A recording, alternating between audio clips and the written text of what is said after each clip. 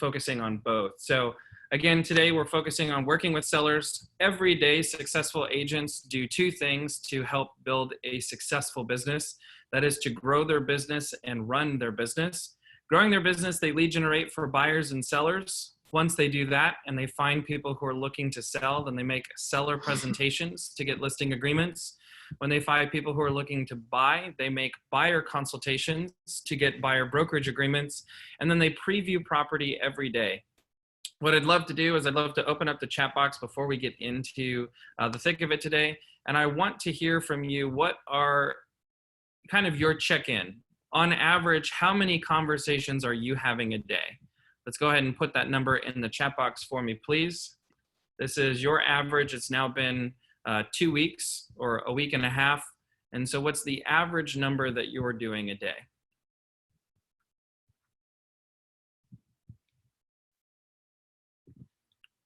Okay. Eve says on average about 6 to 8. Kelly said 10. All right. Bo, 8 to 10 messages and at least 2 phone calls. Okay. How are you doing with sending out thank you cards or note cards?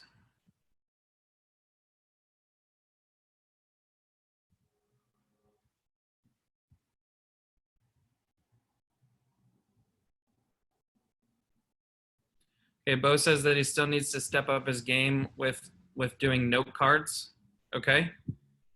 Anyone else feeling kind of the same way? Kelly says none yet. Not sure this one applies to me being brand new. It does. Jack is doing about 20 plus texts a day. Linda, she needs to do more cards. Eve's doing note cards, are about the same as what she was doing with contacts, but would like to improve. And Jack is doing the daily 411, is more than just the 10 note cards a day. Absolutely. And so understanding that the purpose of the note card, we talked about this before, the purpose of the note card is to continue the conversation going. I talked to you today, and 2 to 3 days from now, you're going to receive a note card from me. When you receive that note card, if it's the first time that you received a note card, if you're not been getting a lot of mail during COVID, or at least personal mail, then that person's going to thank you for the card, of which you can then thank you for thanking you for the thank you card. And so it's creating a cyclical way of you to be able to check in and just stay top of mind over the course of multiple days. It's significantly different than having a phone call, immediately hanging up, and just sending a text message. It's not as thoughtful as handwriting a card, putting it in the mail, and them receive it 1 or 2 days later when they had already forgotten about you and about the conversation. So it's wildly important that you understand that the reason why it's called the daily 10-4 is because you're building habits. These habits happen every day, so that when you're outside of Ignite, you are still maintaining that number of contacts. You're maintaining that number of people in the database. You're maintaining that number of note cards, and you're maintaining the constant level of education that you have about yourself and about your business and knowing what's happening in the market. So I just want to make sure that we're being very clear. That is, every day you should be striving to hit that 10. Jack is in bold pivot right now, where they're striving to hit 40 a day. And so understand that the purpose of this is the foundational piece of your business, these daily success habits. I don't care how smart you are. You can know everything that there is to know about the contract. And if you're not actually engaging with people, it won't matter, because you don't get paid for how smart you are. Unfortunately, you don't. You get paid when you sell something, because this is a sales job. And so understanding that, I know that for some of you, this is flexing a muscle that you're not used to. Welcome. I know that. As your teacher, as your coach, I know that this is new for you, and that's still no excuse as to why we're not doing it every day. I would rather you do one day, 11 the next day, 6 one day, knowing that you're doing it every single day, and that it's a part of your calendar and it's part of your mindset every single day, than for you to do one afternoon where you data dump a whole bunch of stuff and then you don't do anything again for 3 weeks. Okay, enough of that. It's been a while since I've been able to be really heavy in the classroom, so I needed to to just do that for a moment, because I want you to be successful. I know that none of you paid the money that you did to get into real estate so that you could fail. And so understanding that these habits are not Michael's success habits. These are statistically data driven based on thousands of agents that have gone through Ignite before you. And we know that this is absolutely what sets you up for success. So you grow your business, and then once you've grown your business, then you have to run your business. So once you get listings, you have to market those listings. Once you get buyers, you have to show them property. Then when your client is looking to actually make an offer or get under contract, then we have to negotiate the terms of the contract, get from contract to close through transaction management, either by yourself or with a transaction coordinator, to work closely with your vendor partners. So your title company, your escrow company, your lender, your home inspector, whatever it might be. These are the people who are going to help you close difficult transactions. You're going to set goals for yourself, for your business, for your life. You're going to be as risk averse as possible by making sure that you're working closely with the compliance officers, Kat Bostian and Eve Sawicki, if you're with the Downtown Market Center. Your broker resource, which is Murray Coleman, and of course your broker of record, who is Rachel Sartain. You're going to attend trainings like today with Ignite, as well as you're going to get coaching to make sure that you're being held accountable at a very high level. And then just as we were talking about in Power Up, you have to manage your money so that you can be building wealth. Today, we're focusing on lead generating for buyers and sellers, but our focus is working with sellers, of course. So we have to understand motivation, and understanding motivation is truly the root to anything and everything that we do when we're working with people. So how can we find seller leads? Especially if you're looking for seller leads for now business. There, of course, is your database. There's doing the daily 10-4 where you can call your database. You can also be calling for sale by owners. You could be calling around a particular listing through something called circle prospecting. You could call expireds, which are listings that were previously held by another agent and that term had expired. And so now they are someone who is not under contract with or an agreement with an agent. So now they can work with you. You could do open houses. And we are starting to see open houses coming back available following CDC guidelines, and doing them virtually is actually something that's very successful. I'm going to walk you through how to do that a little bit later this week. And it's very important. You know, I have to look at the results, and I will do that this morning when you're working on script practice. We have 2 ads running right now on 2 of the listings, and I get the notifications on my phone. And I would say that within the last 24 hours, there's probably been at least 10 leads that have come through that have probably cost less than $5 total. So understanding that you can do open houses, virtual open houses, you can do them at a very high level, and it's very important that you do that so that you can be getting buyer leads as well as seller leads. And then, of course, we could use referrals, and those referrals come from agents. I know that Doug is probably going to be taking 1, if not 2 listings within the next couple of weeks that have come from Keller Williams agents in Colorado that we've built relationship with, and they had a client that they've worked with that now they've sent that referral. I mean, that's probably in excess of $10,000 of commission simply by maintaining a friendship with an agent that's in Colorado. So it's very important that you're building and understanding that your daily 10-4, those 10 contacts that you do a day, those could be 5 people from your database. They could be 3 for sale by owners and 2 agents from another state or another city. That could be your 10, right? You can do it that way if that's what works for you. The point being is that getting to your 10 every day is going to ensure that you have steady, predictable business. All right, so we have to categorize and convert. So by connecting with people, this is some of the questions that we can ask to get some details to add to the database. So if you would, tell me a little bit about yourself, about your family, your job, your life, etc. Right? That's who they are. We can ask what their plans are, what their needs and desires are. So what are you looking for? What is it that you want? Right? These are what questions. Pinpoint their location. So where are you looking to buy? Where is your home located? The where.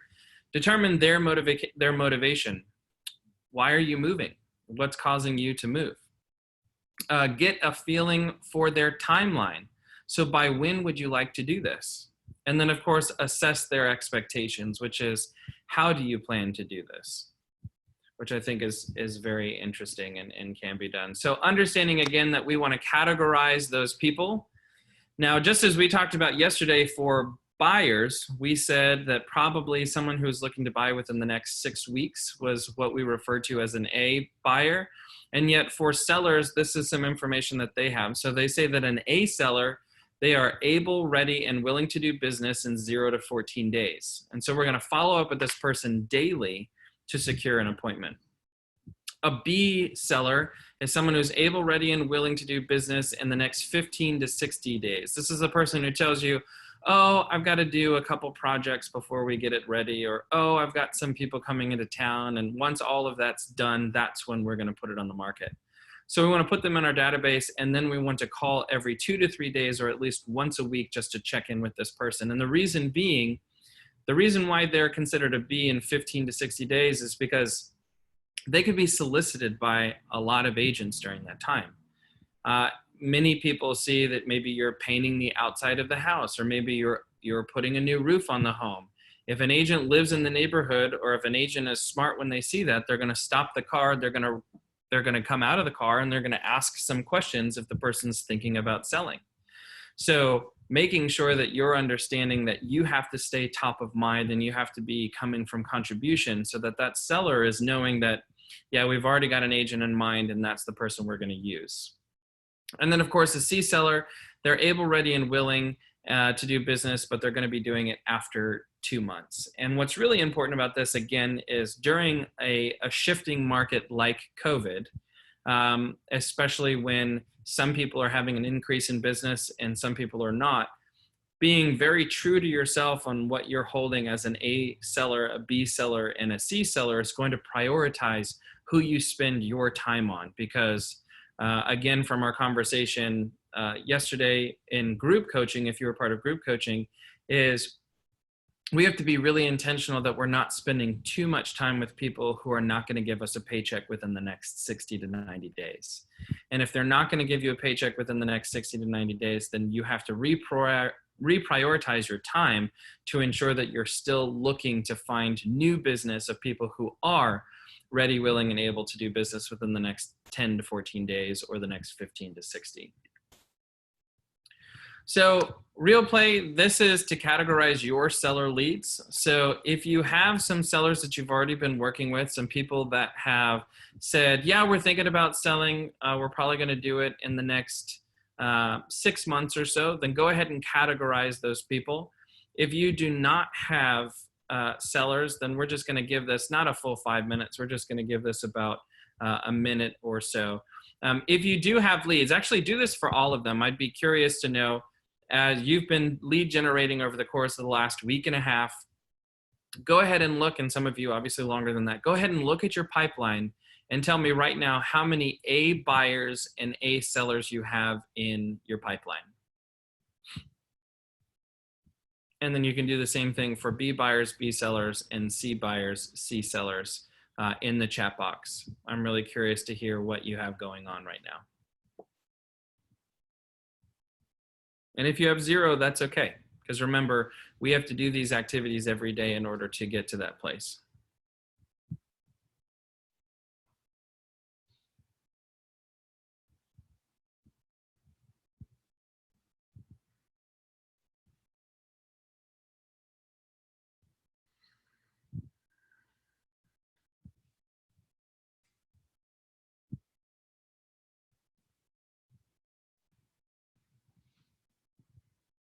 All right, so Bo has 1 B, 1 C, and no A. Is that for buyers or for sellers, Bo?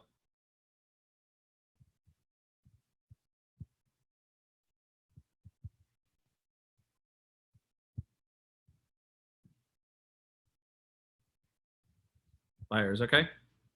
Who else? Who else has got some things going on?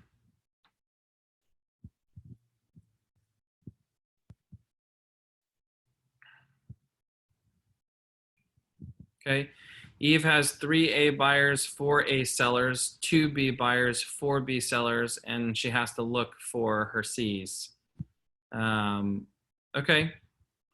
And for those of you that are seeing nothing, that's okay. And What activities are you doing every day to get you to be building a pipeline? Again, there's no judgment there. As a coach, my job is just to hold a mirror up to you and say, do your actions reflect your goals? That's all. So if you have 0, fantastic. Then I hope that your calendar looks like a lot of lead generation. That's all, because that's the whole point of it. Am I doing the activities every day that are going to get me to the place that I want to go? Building your Facebook business page is not it. Building your LinkedIn page is not it. If you are not someone who's going to be using social media at an extremely high level, that's not it.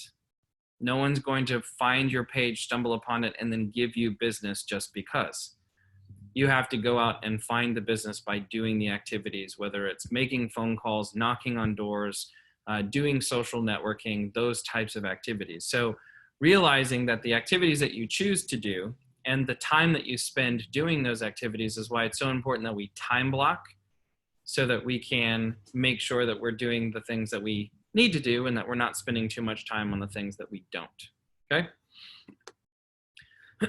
So once we actually have someone who is a lead, we want to convert them into a contact, we got to ask for the appointment. If they are not interested in doing something right now, then we ask for a referral. Absolutely, I completely understand you're about 6 months out. Is there by chance anybody that you know who's thinking about making a move right now that I could help? And then if not, then ask them to reciprocate the connection that you've made. So this is it was so nice meeting you. I'd love to stay in contact with you. Would you mind if I checked in with you from time to time and just see if there were any needs that you had that I could help you with? So we're going to reciprocate, and yeah, of course, no, please send me whatever information that you have. That's us getting permission to be in a two-way conversation and a two-way relationship that allows us to talk to them with the expectation that they're going to talk to us. So pre-qualifying sellers is very important. We want to understand the seller's motivation. We want to position ourselves as an expert. We want to win the listing, of course. We want to allow us to price the home to sell for the most amount of money in the shortest time frame. And then we want to properly set seller expectations, allowing them to create a great customer experience. And so understanding this, there is a pre-listing questionnaire that's in your toolkit. So let's go ahead and go back into your toolkit so that you have access to that. I'm going to stop share for a moment so that I can grab that link for you. If you don't already have it, then it's there. If not, then please go into your drive so that you can find that link.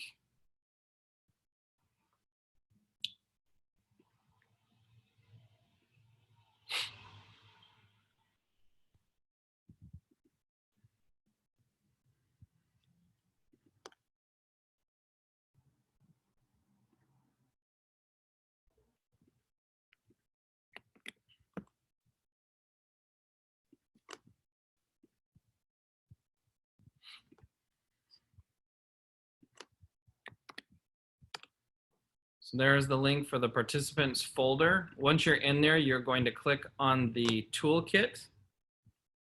And in the toolkit, the seller questionnaire is going to be the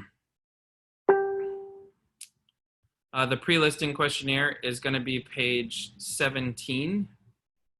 So let me go ahead and pull that up for you so that you have access to it here as well.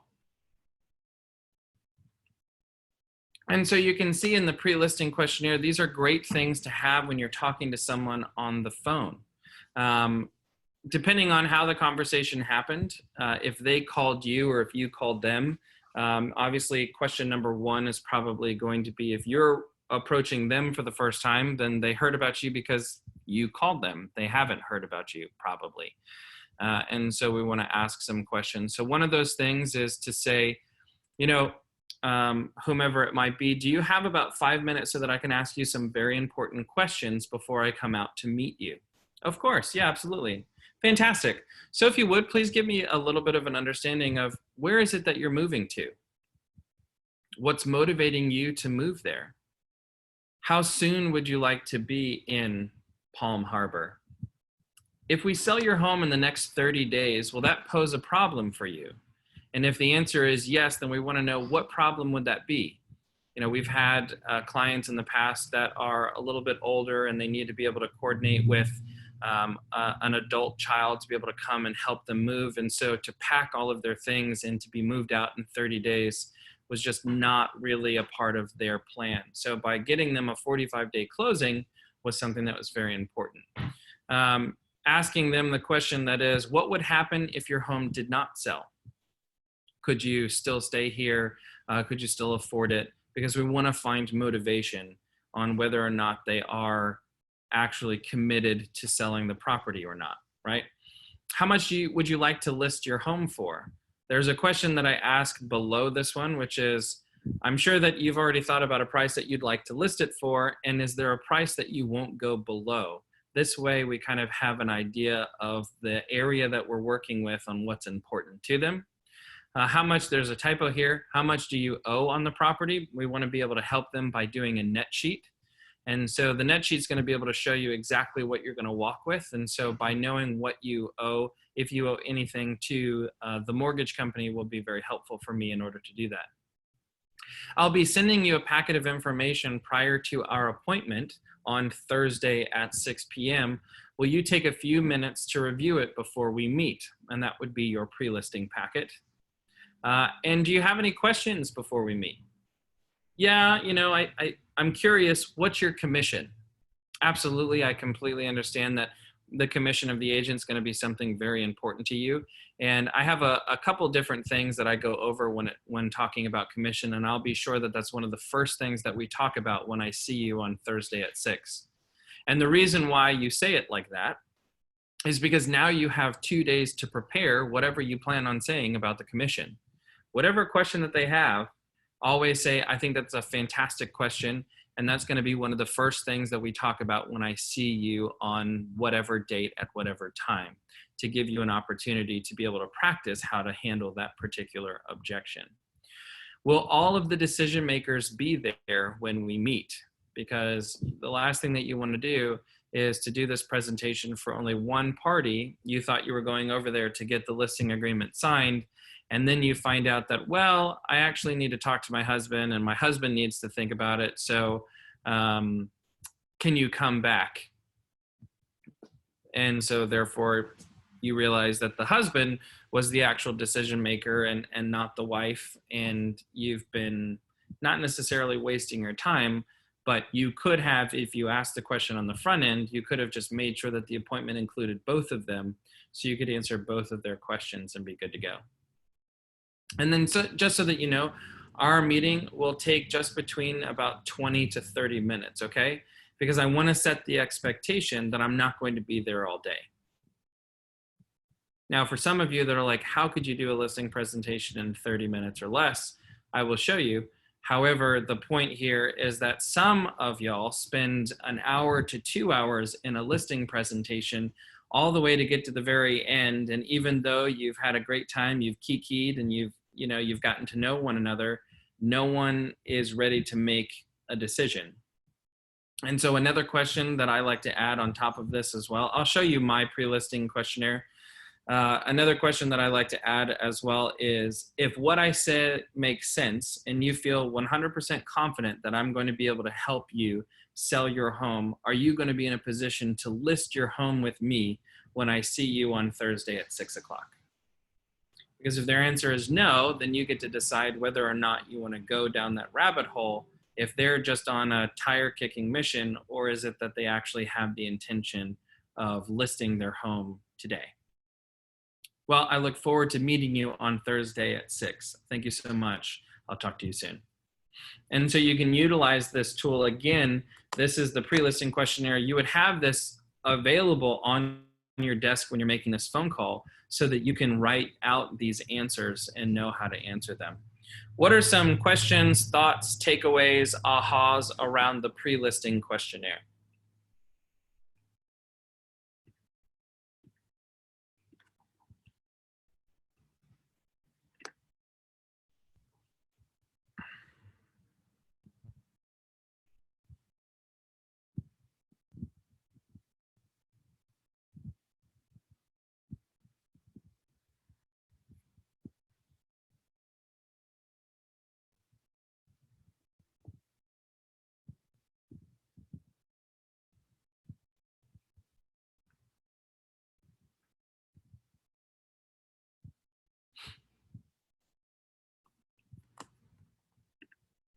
Nothing?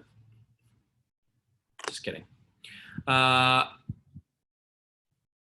It's comprehensive, said Eve. Absolutely. Kelly said, again, love knowing that it's all right there for you. Absolutely. Again, being a seasoned agent, I love when seasoned agents come to me or come to Rachel and they're like, hey, you know, is there like a pre-listing questionnaire that someone has that I could use? Yeah, it's in Ignite. What about a question that could really help me just ask better questions of my buyers? Yeah, it's called the needs analysis. It's in Ignite. So I know that a lot of people have the misconceived notion that Ignite is for newbies, and it's absolutely not. These are the foundation pieces of your business, and you should come back to the foundation at least twice a year, in my opinion. Jack says, I should use this all the time. Yes, you should. Again, I have a variation of this that I've used for many years that has some questions. I think the only additional questions, so I ask, you know, why are you moving? Where is it that you like to move to? By when would you like to be there? I'm sure that there's a price that you've thought about. So at what price do you want to list it at? What price do you not want to go below? Have you thought about selling it yourself? And the reason I ask that is because I'm not going to go to a for sale by owner. I'm not going to give them all of my secrets and the price that they should put it at just so that they can then turn around and do it without me. So I really want to make sure that I get that motivation. I ask, are you planning on interviewing any other agents? Because I either want to be first or I want to be last. I don't want to be in the middle. And then, of course, I'm going to be sending you over a packet of information. Will you be able to review that before our appointment Thursday at 6? Fantastic. Do you have any questions for me prior to? No. If what I say makes sense when I see you on Thursday at 6 and you feel 100% confident that I can help you sell your home, are you going to list with me when I see you on Thursday night? Are all decision makers going to be there? And then fantastic. Thank you so much for your time.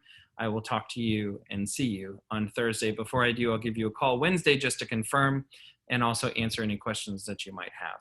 So using the pre-listing questionnaire answers so many questions, because if they're crazy, they're going to waste my time. If they're going to do any of those things, I would rather know that on a 5-minute phone call than to get pretty, to clean my car, to get all motivated, to be super excited, think I'm taking a listing, to get there and then walk away with nothing.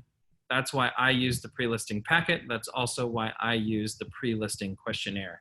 It's very much a part of that. Bo said, think that it's a great document to reference and adding it to his doc file now. Linda says, yes, it's a great guide. And Kelly Fenton, oh, Kelly, so good to see you here. You always want to know how the seller found you. Of course, absolutely. And to my point, Kelly, if I'm calling you, so it's, hey, is this Kelly? Hi, Kelly, this is Micheal Reedy with Keller Williams. As I'm sure you're aware, your home came up on our computer as an expired listing. And so I just wanted to give you a quick call and see, when do you plan on interviewing the right agent for the job of selling your home? Well, if I'm going to use that script, they had no idea who I was before I picked up the phone and called them. So that's where I'm assuming that they probably didn't hear about me. They just heard from me today. But you're more than welcome to add those in. Absolutely. Okay, so let's get back into our slideshow here for a moment. So understanding the this process as well, that can be very helpful for you, is to ensure that you actually then get to the place. You've asked for the appointment, you've pre-qualified the seller, you would be sending them a pre-listing packet that I'll go over on a different day. And so now you get to the listing presentation aspect of it. In your command, there are listing presentations for you to use. You're absolutely able to use those templates. You can build your own. We have a couple different references. And you can also do your listing, not necessarily as a presentation, but more of a consultation. My pre-listing packet is going to include my seller's guide. It's going to include my testimonials. It's going to include the listing agreement. It's going to include the addenda. It's going to include anything and everything that I think that they would possibly need. The pre-listing packet's also going to do a lot of the about me aspect. I want to get that out of the way. I want to get the about Keller Williams. I want to get the about the Coastal Elite Group, get about Micheal Reedy. I want to get all of that out of the way so that when I come and I sit down with you and we're going over the listing consultation together, that time feels like it is 100% dedicated to you as my seller. I'm going to be asking great questions. I'm going to be using this time to really get to know you. And it's through that process that also allows me to keep my listing presentation between 20 to 30 minutes, because I don't need 30 minutes to Vanna White through a presentation, because I've already sent them all of these things beforehand during the pre-listing packet. So you can go into your command, you can find the templates for the listing presentation. You can find those in designs. So know that that is there. Practicing the listing presentation. So this is a really great thing to do. What I would love to do for this is I would love to role play a listing presentation with someone. And so I know that we've got some attendees here. If someone would like to be my seller, or if you'd like to be the listing agent, go for it. Please just do me a favor and raise your hand. So you can do that by just going in and next to your name, you can click the raise your hand button. You can be the seller or you can be the listing agent, whichever one you want.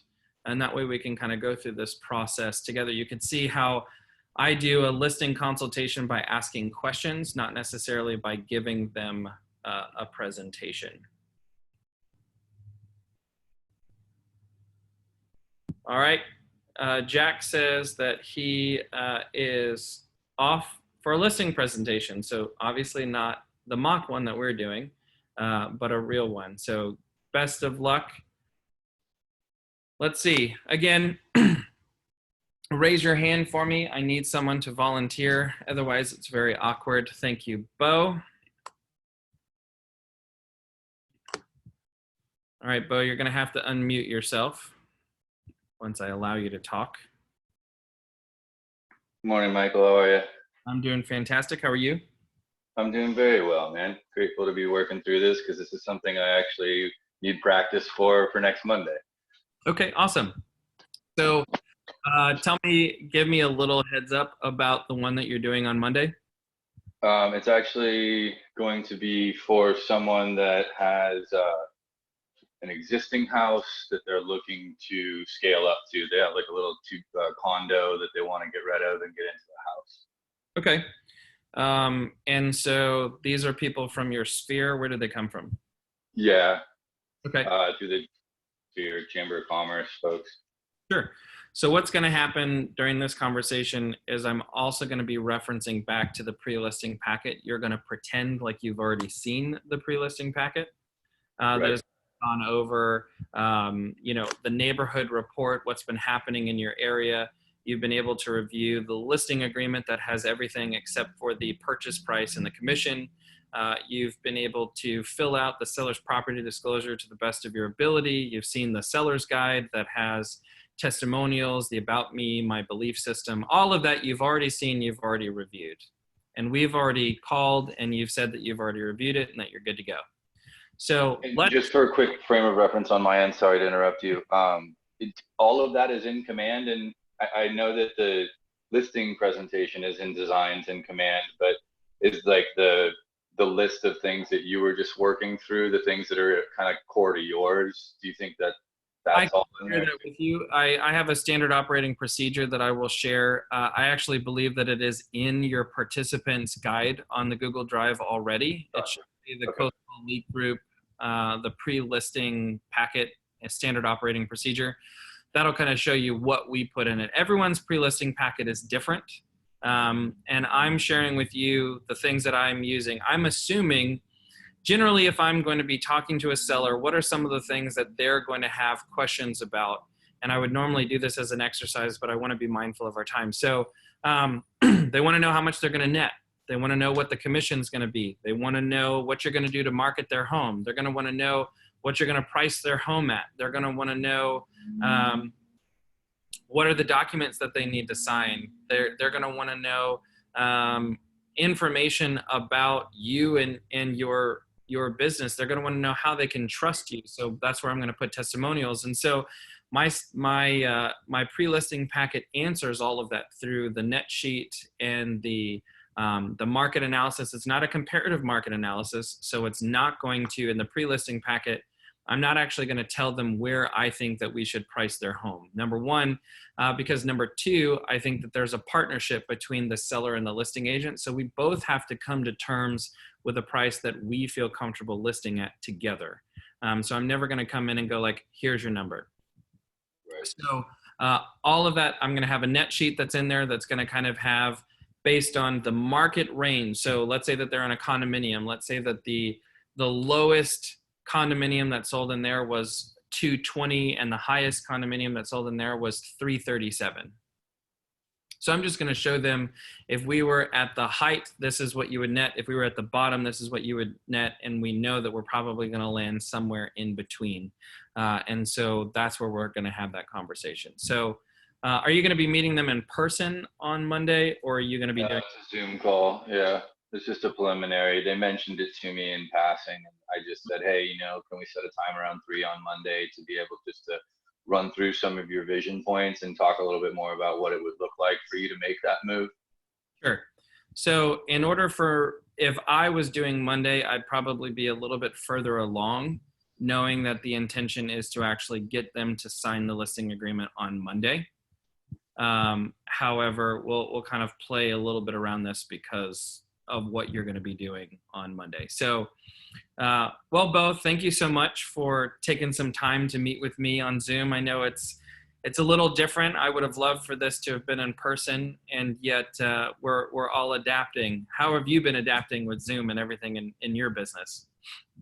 I've been getting used to it. I feel like part of the advantage of being a cusping millennial is being willing to participate in technology platforms and seeing the value to them. So I've really been leaning in on it, and it's been helping a lot. So although it's a tough time right now, I'm enjoying working from home, but home is getting too small. We're realizing with 2 kids now, the condo that my wife and I bought when we got married no longer works for us. And we have a dog and 2 children. We need a backyard. Yeah, it sounds like it. And that's a lot of bodies in a condo for sure. Well, Bo, one of 3 things is going to happen today that we're going to be able to discover together. One is that you're going to choose to list your home with me, which will be great. 2, you're going to choose not to list your home with me, which is not so great. And then 3 is that I may choose that this is just not a partnership that's going to work out for us. Is that fair? That's fair. Okay, fantastic. Well, there are 3 questions that really help me frame around this process to see where you are at kind of on your frame of mind. So 1, do you absolutely have to sell your condo? If I want to be able to get that pool in the backyard that my wife's been dreaming about that I deserve to give to my kids, then I might have to. I mean, technically it's paid off in full. So if I could pull a good mortgage rate out right now and reappraise my home at the current value, I could lock in a rate. Is that correct? How long are those rates good for anyways? So it typically depends. I mean, obviously we want to shop for about 30 to 90 days, but you're really not locked in on a rate until we actually start the application process. So if you get a pre-approval letter, that's based off of the information that they have. It's not until we actually get you locked in. That's why you'll hear a lot of people talk about the difference between being pre-qualified and pre-approved. We basically want to get you to a place where you could be locked in and that the location is just to be determined, as opposed to what some people are advertising as just kind of the ability to lock you in for a long period of time. So definitely it'll depend on your lender, and we'll definitely ask those questions as we get closer to. But it does sound like either way, staying in this place with you, your wife, your kids, and the dog is not the place where you're going to inhabit for a long period of time. Is that correct? No. I think that it's in the Woodlawn area. We can get a great rent for it. So it was a wonderful investment, and I'm so happy to have paid it off. My wife's a little nervous about taking on a new mortgage, and I know that I'd have to refinance it to be able to pull equity out and sell it. So I just wanted to talk with a professional a little bit more about what my options look like, and how I can approach her as a partner in this decision, as she's not on the phone call right now. And break script, she would be, right? Like Bro, let me rephrase that. Yeah, she's here with me. But you're good. Okay, so then too, if we do choose that you need to sell this property in order to buy that dream property that you're looking for that has the great backyard and the pool, are you wanting to put it on the market at a price that it will sell, or do you want to put it on the market at a price where it will sit month over month over month over month? Well, I think that's the reality of what we're trying to figure out is, do we, because of the market's fluctuation right now, and we're nervous about listing, but at the same time, we don't know if we're going to be able to get a positive enough cash flow out of the rental tenancy to be able to cover the new mortgage on the new property as well. Sure. Well, So well, I tell you, you know, I wish that I had a crystal ball. I definitely wouldn't be here with you. I'd probably be in, or, in the New York Stock Exchange. And but because I don't have a crystal ball, the next best thing that I have, that we have, when putting your home on the market, is we're able to see rather quickly that one of three things is going to happen. We're going to put it on the market. We're going to have no showings, no offers, which means that we're overpriced. Two, we're going to have multiple showings, no offers, which means we're overpriced. Or three, we're going to have multiple showings, hopefully multiple offers that might even put us in a bidding war situation. And that would be obviously the best outcome. That way you're at a price that works for you and your family. We're able to get you top dollar, and then you can make a decision based on that and the facts that you have today instead of the hypotheticals of the future. Does that make sense? Totally. Yeah. Well, and so the point here is if you do choose to sell it, then it sounds like if we put it on the market, if you make that decision, then you're going to want to cash out and then reallocate those funds. So it sounds like you'd want to put it on the market at a price that it'll sell, and not just waste a bunch of time and have a bunch of people come through your condo. Is that correct? That's right. I'm the longer that this continues on, and the more at home everyone is, the more we're realizing that at home isn't as comfortable as it used to be. Sure. Well, and so the last question that I have out of those three that's really helpful is, would you like to partner with me in listing your home? I don't, I haven't interviewed any other agents yet. I know that you and I had talked in passing at that chamber event, and you had mentioned that you could help me out with it. Do you have any testimonials, or did you send me over any information about that? Is that my email? Yeah, so that pre-listing packet that I sent you 2 days ago, that information has a really great breakdown for you. And again, break script, you would have already read this, because I would have called you yesterday. I would have called you on Sunday, said, hey, just wanted to check in for tomorrow, right? This is why the pre-work is so important. But I just want to call, make sure that you're still good for tomorrow. And also, did you have a chance to review the pre-listing packet that I sent you? Gotcha. Or the packet of information that I sent you, if you don't want to call it the pre-listed packet. And so they'd be like, yeah, no, everything looks great. Looking forward to it. Do you have any questions beforehand? Nope, I think we're good. All right, then I'll talk to you tomorrow. So at this point, you would have already seen testimonials. You would have seen some things. You would have seen about Keller Williams being #1 internationally as well as #1 locally. You would have seen some I've done and who's on our team and who our title company is, and all of those things that would have answered a lot of those questions. And yet to this point, Bo, I completely understand. And more often than not, I think that a lot of people like the idea of interviewing multiple people because there's just kind of a fear of the unknown. And yet what I think is most important is not necessarily which agent has the best superlatives or whatever it might be. I think the most important question to ask for you and your wife is, what are we looking for in an agent? And so I'd like to ask that question of you now, which is, if I could deliver on it, then you might find that this could be exactly what you're looking for. So what is it specifically that you're looking for in the relationship with an agent to help list your home? Well, I guess the reality is I'm looking to work with someone that I feel comfortable working with and that I trust that will go to bat for me to make sure that I can walk away with the highest property or the highest price possible and have a win-win scenario in this. Absolutely. And as a professional and someone who is here for the opportunity to apply for the job and earn the right to do business with you and your wife, I'm curious, how will I know that you're feeling comfortable, you're feeling that I'm trustworthy, and that this would be a great partnership? That's a very good question. I feel comfortable speaking with you right now, so I guess that's going to have to be the first indicator of where I'm going.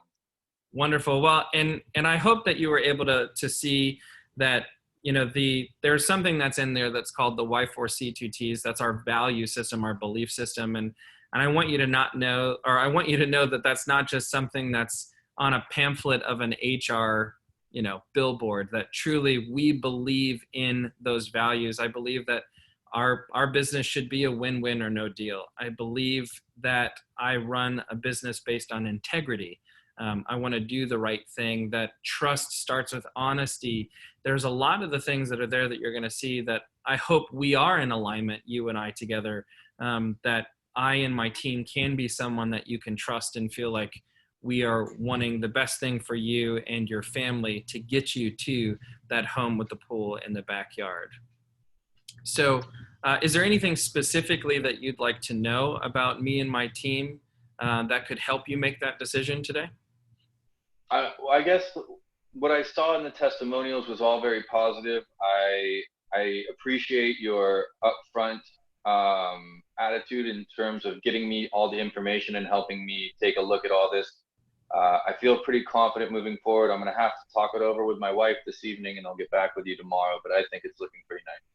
Absolutely, and I respect that wholeheartedly. And since your wife is here sitting right next to you, again breaking this. One of the things that I would love for us to do is I actually have quite a few people that are a part of my team. We will have a photographer, we will have a videographer, we'll have a few people that are involved, including doing all of the paperwork. What I'd love to do, if you don't mind, and it's not too forward, is I'd love to be able to take this time to review the documents that I've sent to you. That way I can answer any questions. You can look at them now. And then what I'll do is I'll hold on to them. We won't do anything with it. If you find that after the two of you speak this evening that this is not a direction that you want to go, then I can rip everything up and we're good. And yet if you sleep on it, you pray about it, you do whatever you need to do, and tomorrow you say, yeah, this is what we want to do, then I've already got all that paperwork situated and I can start to handle the photographer and videographer. I just want to make sure that I can be here and answer any questions that you have about the documents as we go through it. How does that sound? That sounds wonderful. I think that was a great script. That was an awesome handle to the objection of trying to delay the yes. Right. And I had no option but to say, yeah, actually, because you didn't make it, it wasn't a push, but you guided it right back to the, hey, let's talk about the why that you would say no if there is a no after you look at these documents again. It wasn't pushy, but it was assertive. And that's something I struggle with yet to this day. So I want to work on that. Yeah, well, and so the point, and thank you, Bo, for participating. My mouth does not want to work this morning. It's important to go through this process and for you all to see from this point forward, right? Like they've already basically agreed to sign. Now is just going through the paperwork and answering questions. For those of you that were able to watch that, what are some takeaways that you have from that listing presentation? What were some things that you liked? What were some questions that you liked, or the way that things were framed that you would like to incorporate into your listing consultation? Let's go ahead and put that in the chat box. Anything, any takeaways or thoughts from you, Bo? I could tell how you've been in these scenarios already. And so anytime I tried to throw a curveball at you or just change the design of where I might be headed, I feel like you had a natural ebb and flow to a workaround. And it didn't force me to do anything other than evaluate my core motivation for selling. Right. And when you get someone to that point, you've already won. You know, This is why the motivation aspect is so important. yeah, Because how many times did I go back to the dream home and the pool in the backyard? I want it now. You know? My point is I want to say that I at least referenced the pool in the backyard at least 3, if not 5 times during Right, right. 15 minutes that we did that. And so that's really important. I want to hear from you, the people that were in the attendees, right? Put your dishes down, come back over here. Tell me what were some of the things that you liked. Eve, love to let's do the paperwork now. I need to remember that technique. Yeah, if it's not too forward, I want to be here as a professional. I know that this is a lot of language that's here. I want to be able to answer any questions for you. What I'll do is I'll hang on to it. And you think it over, you do what you need to do. Again, as an integral person, if you call me tomorrow and you tell me that this is just what you want to do, I'll rip it up, no problem. But if you say, yes, let's do it, my team already has the paperwork, we can already start scheduling things, and we can immediately start getting to work for you. And that's what's most important. So I love using that one for sure, because it can be very, very helpful. Let's see, Rachel, I love how you were focusing on asking questions and not data dumping. Yeah, so notice I did that entire presentation without a presentation. It was just simply asking questions. It was simply just being in the moment and being present with what Bo wanted, what his goals were, what his motivation is. That's why I let the pre-listing packet do kind of all the heavy lifting when it comes to that stuff, because it can be very, very helpful. Pat, name, that's a great tie down. What's that, Bo? Oh, I was just saying, I see such a different perspective of the value of not just sending it, but also what you were speaking to with the follow up prior to the conversation to make sure that the data actually got through. Yeah. Because have they already done that bit of homework, this conversation goes the direction it's supposed to go without a lot of objection. Yeah, right? Like that was, including this wrap up, that was 18 minutes. And so if I spend the next 15 minutes going over paperwork with you, I'm out of there in 30 minutes. Now, granted, if I have it signed in 30 minutes and I've got an extra 30 minutes scheduled for the listing agreement, or the listing presentation, we can gab it up. We can do the small talk. We can talk about, so tell me a little bit about this home so that I can get this back to my buyer specialist so that we can start looking for you. And then I can use that second 30 minutes to just talk about the buy portion, whatever I need to do. But I'm on a schedule and I'm out of there when I want to be out of there. Rachel said that Kelly Fenton says, always know you do not have a listing until you have signed paperwork. Even if you have a verbal, they can change their minds. That's absolutely why I want to leave with the paperwork, right? Oh, we want to pray on it. I completely understand. Either A, let's pray, or I completely understand, let's do this. I want to be able to, and this will be the third time, I want to be able to be here as a resource for you as you're reviewing the documentation. Answer any questions. Let's go ahead and walk through it and answer it now. I'm going to take it with me and I'm going to hold on to it. You pray this evening. If you still feel like it was a great choice tomorrow, then I already have it. We can get moving and start working for you immediately. If you wake up tomorrow and you say, you know what, I don't think that this is a good idea, or I don't feel like Michael and his team are going to be the best fit, you just let me know and I'll rip it up and I'll honor that. It's the way to make sure that you get the paperwork that day. Kelly Reynolds says that liked how you led the conversation. Rachel said we had this happen at the Sage recently where it was a verbal and then they changed their mind. And then Linda said, great how you ask direct questions such as, how will I know that you are feeling comfortable or that you can trust me? Absolutely. So I've shared this with you before. My coach, Micheal Anderson from MAPS Coaching and Keller Williams International, she challenges herself and she challenges us to come up with and write 50 questions every week. Especially, you don't have to do it every single week of your life. She does it every week of her life. But if you're finding that, you know what, I really need to get better at asking better questions, because if I want better answers, I have to ask better questions. Well, then challenge yourself to write out 50 questions. What are 50 questions that I could ask during a listing presentation? What are 50 questions that I can ask about trust? What are 50 questions I can ask about commission? What are 50 questions I can ask about marketing? And so to your point, Bo, you're like, well, I could tell that you've been through these scenarios. Some of the stuff that I was dealing with you, I've never had as an objection, but because I've practiced the scripts, I feel comfortable in any situation being able to answer or give a response, right? That's what's so important about this process. Okay, so I'm trying to see if we have anyone new. I think we're still good with all of our same people. Rachel and Kelly, since you are here, if you want to just script practice with one another, that would be fantastic. What we want to do now is we want to take the next, since I just did a role play, we're not going to role play together, but we're going to make sure that we're taking this opportunity to do our script practice. So please get with your script practice partner. It is 10:07. Let's take the next 23 minutes.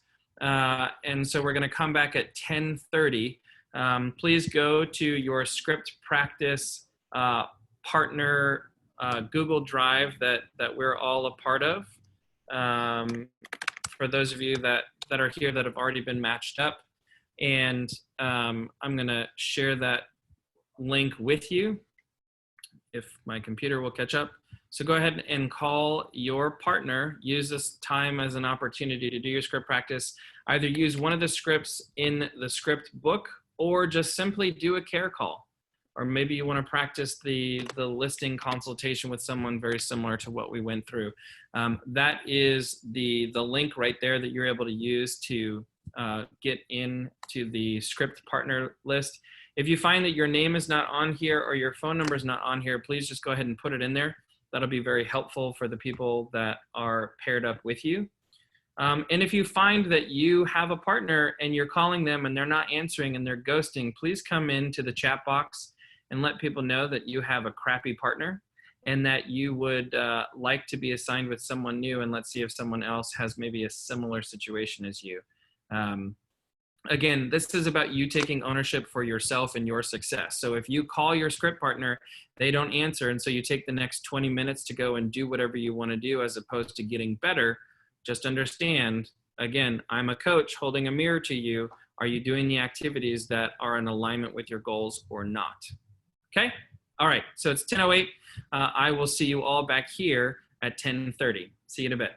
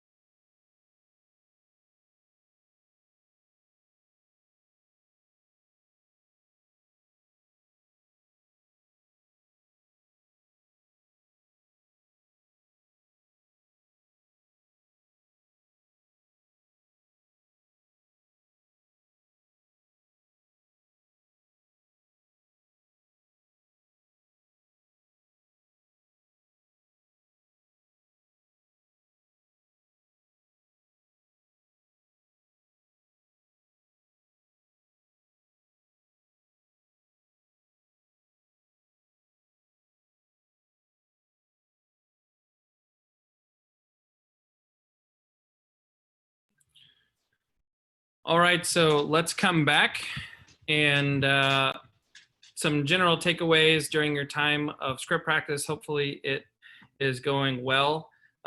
What script did you practice today? Go ahead and put that in the chat box for me, please, just so that I know what you're focusing on and I can circle back with you if that is the case. So let's go ahead and see in the chat box, what script are you working on? What script are you planning on using? Whatever can be helpful for you, that would be great.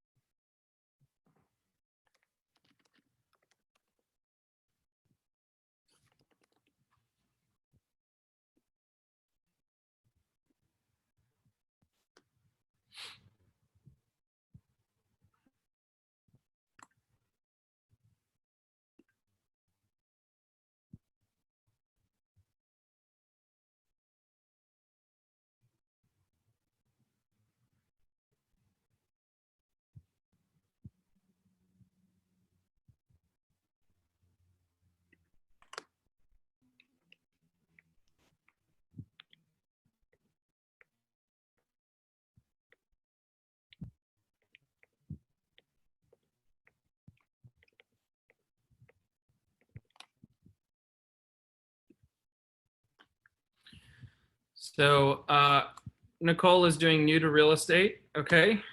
Kelly Reynolds is new to the area and reminder that I'm in real estate. Okay.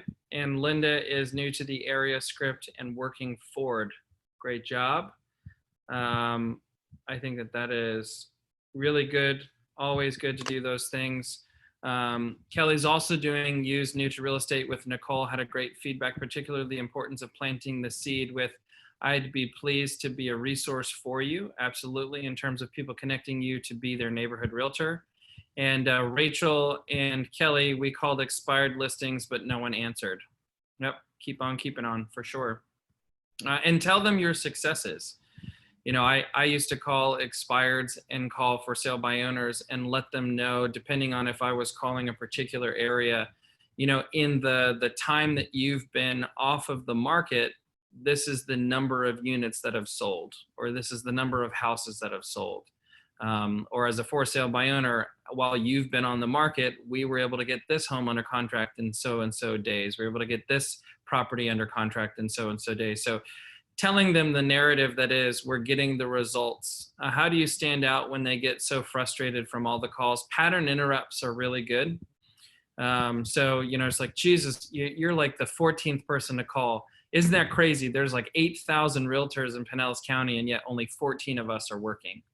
Or, God, I hate realtors. Me too. I mean, you want to kind of throw in some kind of joke, or it's called a pattern interrupt. They're already in a space. So if you can jolt them out of that, you can at least get them potentially to laugh. If you get them to laugh, you're going to get them on your side.